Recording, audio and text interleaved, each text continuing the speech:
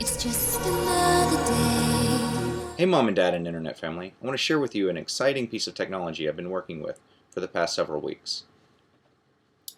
Here it is. What is this?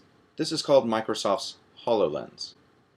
Microsoft HoloLens is essentially Microsoft's step into making augmented reality headsets, which they revealed at a Windows 10 event at the beginning of 2015. For an augmented reality headset and wearable computer, it's pretty impressive. The headset weighs just about 580 grams and consists of holographic lenses and a depth camera, as well as speakers above the ears and onboard processing via an Intel 32-bit architecture and an unspecified GPU and holographic processing unit. There's 200 gigabytes of RAM and 64 gigabytes of onboard storage. And on the connectivity front, it supports both Bluetooth and Wi-Fi. Has a little remote that comes with it, as well as a power adapter and essentially a pretty standard charger here, like you can see. Whoops, right here, yeah. And this is for headphones. And then here you can see your different buttons for brightness and volume up and down. And then of course you have your speakers here on the bottom, which are really good for the spatial audio. And again, comes with a little nose guard that you can clip on also. It has a 2 megapixel HD camera to take photos and record videos. Some different sensors built into the headset, which include an ambient light sensor, 4 environment sensing cameras that work in combination with a depth sensing camera to create essentially the space that you can work with and are mapped in. The depth camera is kind of your equivalent of a low power Connect, with a field of view equivalent to about a 15-inch screen from 2 feet away. And there are multiple cameras around the headset on the front and sides, and they capture the video of the surroundings. And that's also what tracks your hands, so that way you can do the different hand gestures. And it tracks your head movement. So which is really neat because, you know, if you're doing something and maybe like playing a game, something shooting at you, you know, you can actually move to dodge and duck and whatnot. Has this headband that sits on your head, this down here, put it on your head, which my head's a little big, so it takes it a moment to scoot out. And then you want a majority of the weight resting here on the front part of your head, I found, for best use. And surprisingly, again, it's pretty lightweight. Now it has this side here so you can adjust for those that wear glasses, and it has your buttons for both volume and brightness up here on the sides.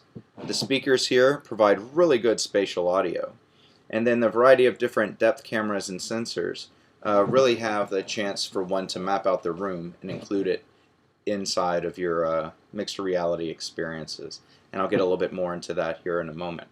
So a pretty lightweight device, fits pretty well, which is neat. Again, as the internet has said, and the only drawback to this device I found is the limited field of view. It's relatively small, it's not all that big when you look through it, but for the fact that it's not tethered, it's mobile, it's pretty impressive. Works with mainly 3 different gestures. So the first is the bloom, which is essentially like it is the start menu. So you just do a bloom there. So you can't see what I'm seeing. But then the next step is just a basic finger tap like that. Or another one is you can do the bench. Yeah. So those are the basic gestures. Now what's really neat about the HoloLens is that it takes advantage of Microsoft's Cortana. All the voice things that you can do with the regular Windows, the voice recognition and Cortana AI, you can do in the HoloLens as well. So that's also very impressive, is the amount of voice commands that you can give it are pretty broad depending upon the application. Hold on, I've got some floating holograms around here. So I'm just going to switch over now, and let's see here. Hey Cortana, record video.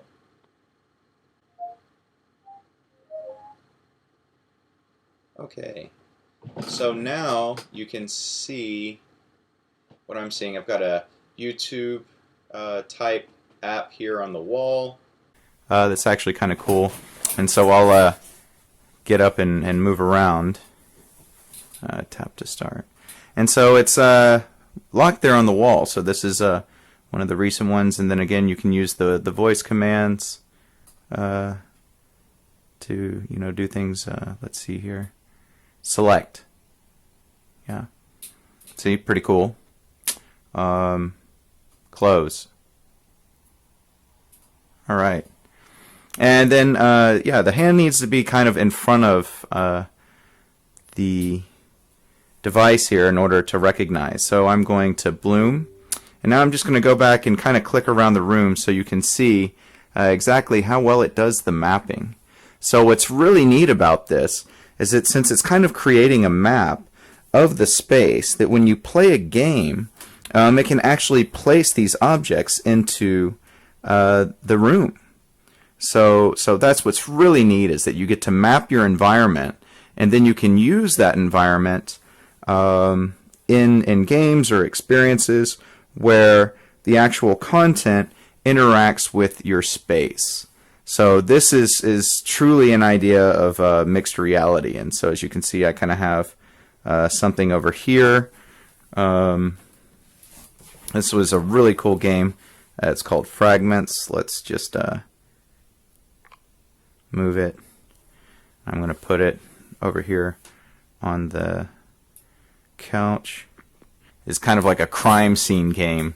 It's pretty neat. So I'm going to see if I can get it loaded here so you can get an idea.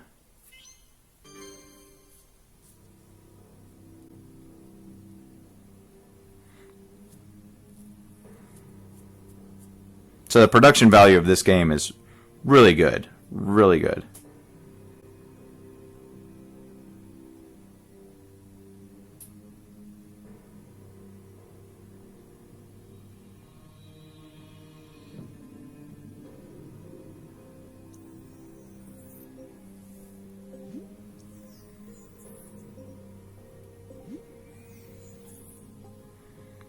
So I'm going to go ahead and select a game because I played through all of this. So I'm going to go ahead and select a level here.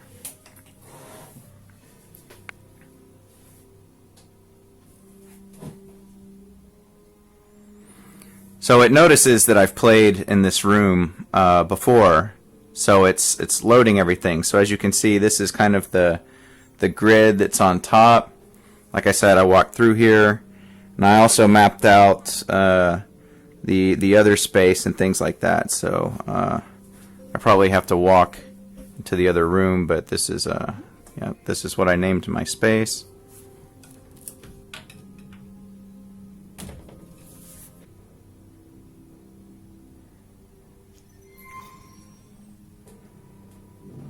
NIU clearance procedure.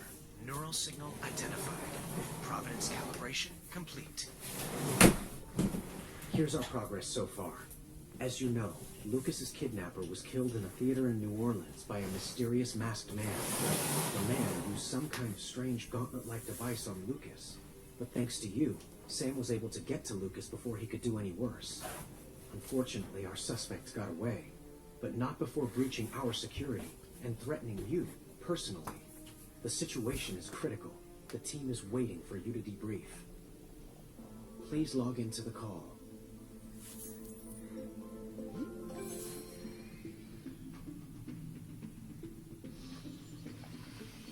Line secure. Seems like I'm behind everybody here.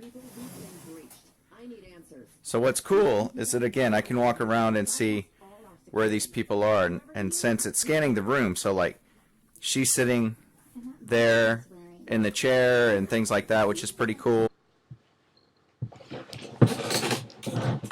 Okay, so hopefully you saw a little bit of that footage. As you can see, the images sometimes get a little washed out depending upon the light. So sometimes it's better to do it in a well-lit room, but not necessarily one that has windows and things like that that bring in a lot of bright outside light. Again, Very, very impressive device. I thought I was going to be kind of upset and disappointed with it because of the limited field of view. But after having it on and playing around with it and testing it and things like that, and the way that it really does the spatial mapping well, that's not a problem. When I say it does the spatial mapping well, for example, I tested it here in the house, placed some different holograms and different programs around, and then have actually gone to other places where also have set up holograms there. And then when I went back the next day, those holograms were exactly where I left them. So when you go into the space, you fire this up, it recognizes the space that you're in, no matter how far it is. And everything is exactly where you left it. So that's really impressive, especially for augmented reality. So HoloLens, Microsoft, awesome device. Retails now for $3,000, a little bit pricey, but for everything that you get, essentially a wearable computer with all these gadgets, spatial sound, it's really, really impressive if you're doing some pretty serious applications. As a gaming unit, I don't really know. Again, that's a pretty high price for people just to play games, but the games, what can be done with it as far as mixed reality and incorporating elements of the real world into your experience is pretty awesome.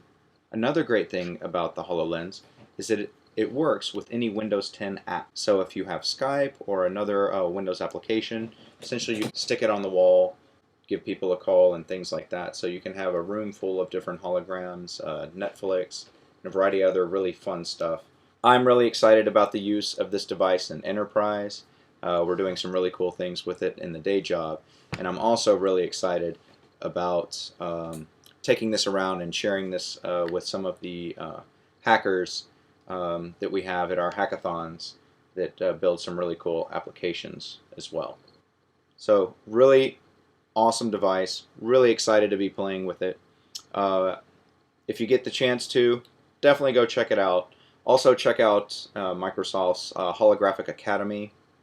It's an online resource that they put up that is really good. Has a bunch of snippets of code and other things to get you up and going. And I can't stress enough what an awesome online resource the Holographic Academy is. So if you see any of the Holo Hacks, which is Microsoft's hackathons for the HoloLens, coming to a city near you, or even if it's not, register, go. It's such a fun experience. I really had a great time.